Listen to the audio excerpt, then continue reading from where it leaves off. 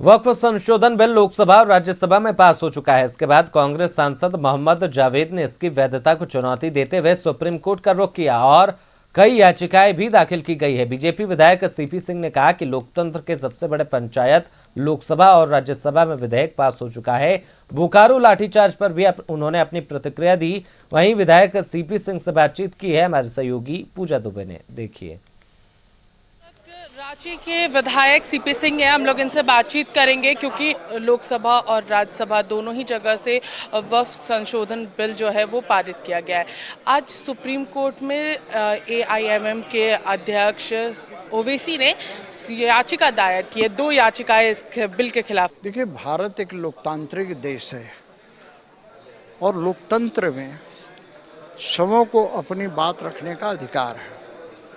ये बात सही है कि वक्फ संशोधन बिल लोकसभा और राज्यसभा से भारी बहुमत से पास हो गया है। तो सबसे बड़ी पंचायत लोकसभा और राज्यसभा है।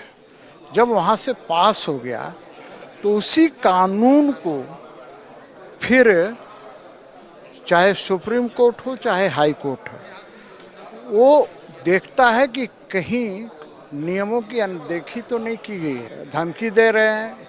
एक अलीगढ़ के या मेरठ के मौलाना है, वो कह रहे हैं कि 1947 वाली स्थिति ला देंगे।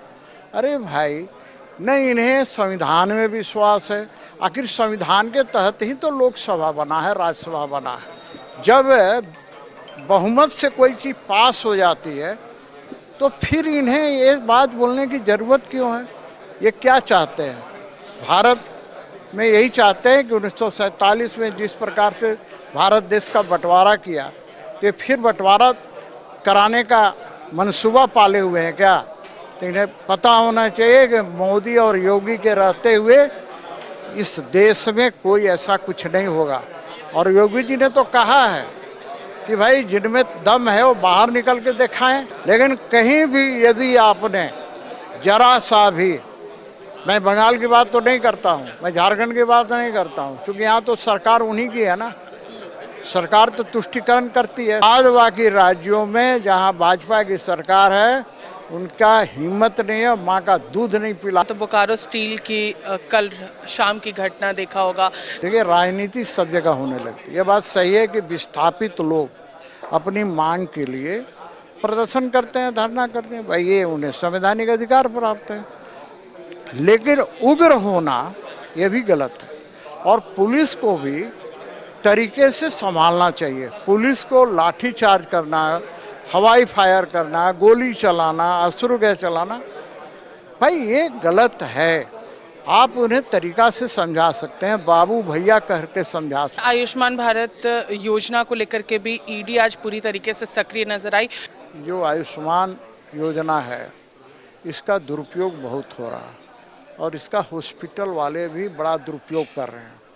यदि कोई बीमारी ऐसे कोई इलाज कराने जाता है तो 10,000 खर्चा है, तो ये 15,000 रुपया आयुष्मान में जोड़ते हैं।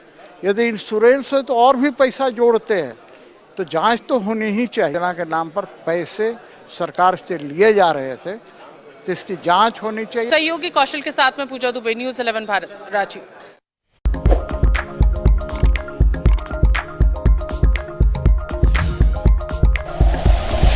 Like and share videos, subscribe करें हमारा चैनल और प्रेस करें बेल आइकॉन। न्यूज़ 11 भारत, सच है तो दिखेगा।